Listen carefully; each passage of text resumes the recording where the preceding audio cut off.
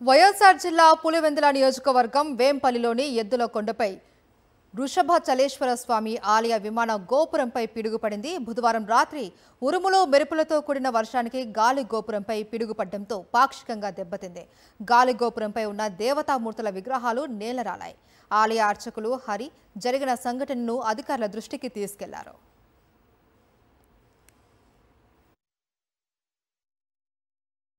వేంపల్లిలో కురిసినటువంటి వర్షం వల్ల ఉరుములు మెరుపుల ప్రభావం వల్ల ఎద్దులకొండ పైన వెలిసిన శ్రీ లక్ష్మీ వృషభాచలేశ్వర స్వామి ఆలయం విమాన గోపురం పిడుగుపాటుకు కాస్త దెబ్బతినడం జరిగింది.